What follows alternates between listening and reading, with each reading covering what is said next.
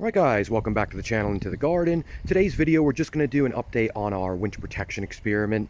So this will be the part 2 of it. I'm just going to follow up. It's been 2 weeks since we put out the video and had a look at the plants just before we had our sort of hard frost down to about -4°C. It's been a couple weeks now, and I find typically with plants, some will show signs sort of straight away of frost damage, while others may take weeks to months.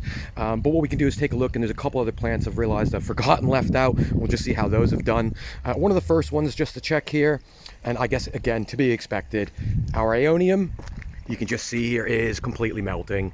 Again, I'm just going to be interested to see if that does come back from the actual stem underneath there.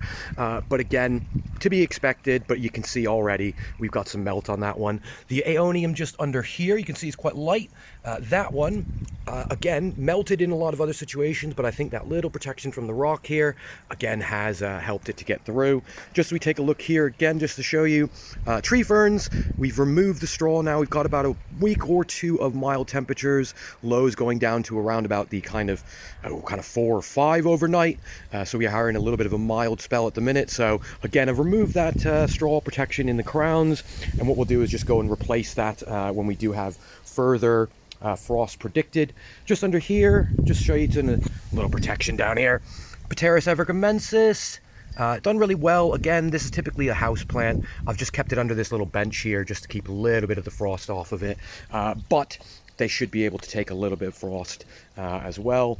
Our Cyathea Highland Lace, that did come inside, as well as our Cooperi when it was cold, but the rest has stayed out here. Just we pan this way, coming down here, you can just see Pteris albionata.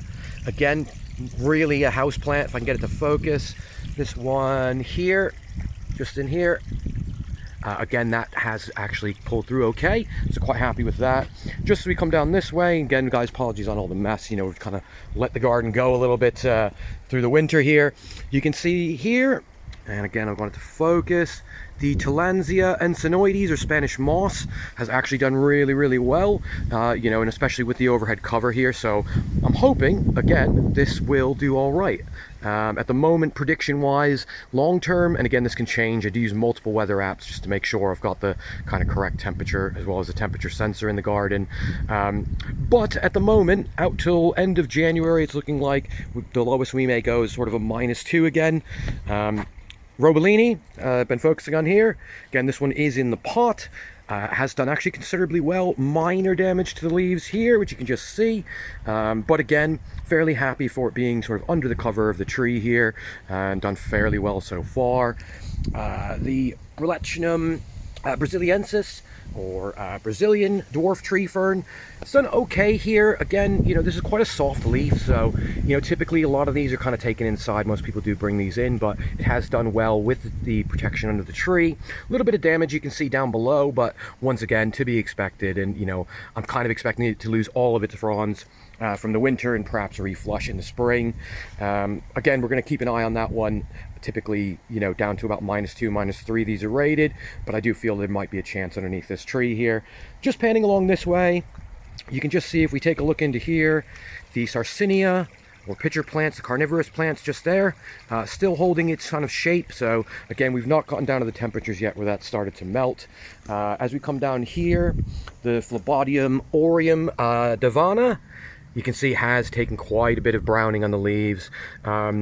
Unlike the blue star, again, Phlebodium aureum, just down in there, which I'll go around and show you, that has taken very minimal damage, and I have had experiments do okay with that one before. But again, we'll see if this reflushes. There is some green sort of underneath still. Again, it's in the pot. Once again, not a very expensive plant. A little bit more on the rare side, but again, we'll have to see just how that does. As we come down this way, one that's been a bit of a surprise, and one that I did forget, bromeliads. I've got 2 of them in here. They've actually maintained some green. Again, you can see browning off on this one. Again, I kind of forgot to bring these in, and now that they've kind of taken a couple sort of frost and things, yeah, I'm just going to leave them out and see what happens here. The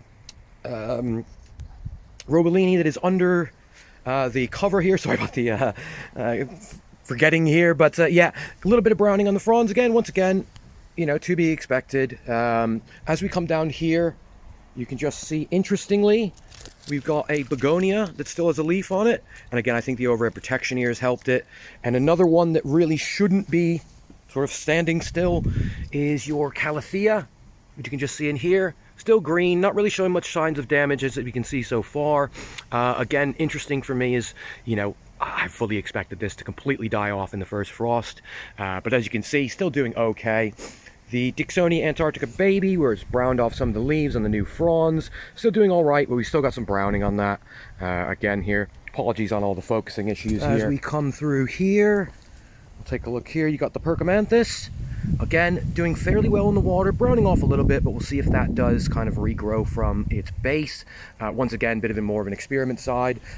Here is the blue star, the Phlebodium aureum, which you can see some of the leaves browning off, but we still got some green in there, and I'm hoping underneath that straw cover, again, that will provide the protection needed for that plant.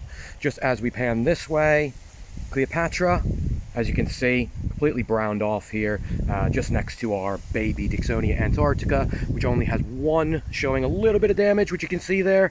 The rest looks actually quite decent, so fairly happy with that. And we'll just come around this way, looking at the bamboo as we spin. Just looking through the bamboo here. You can just see our Cycas revoluta underneath the cover. Slight yellowing on some of the leaves, but once again, really not done too bad considering. So I'm quite happy with that. As we pan this way, I'll just show you the one that is under cover. And you can see the Musa clump still unprotected here. I think at the moment, with it being so wet, you know, the ground has just had no chance to dry out. I don't think if I put protection around them now, it's going to actually help. I think it may cause more damage than help on that one. So for the moment, unless we get a dry patch, these are going to stay unprotected, along with my other clumps as well.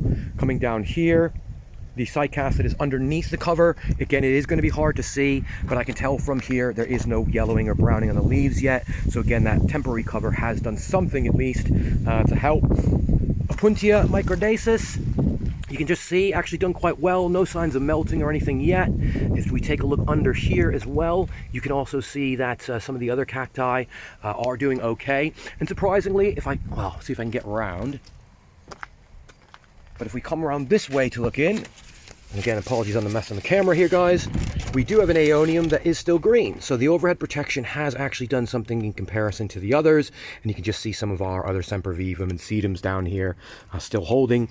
The cacti there, this was only rated down to 2C, so it's gone -4. Pretty happy with that. The overhead protection certainly has made a big difference this year here. Just as we come back this way, and again, guys, apologies on the mess in the garden. You know, been mulching down and doing things like that. Just as we come around this way, though, you can just see some of the other standard plants, again, holding fine. Euphorbia, always kind of, you know, absolutely fine. Evergreen, lovely foliage on that. But with that said, with the wind picking up here, guys, I think we will leave it at that.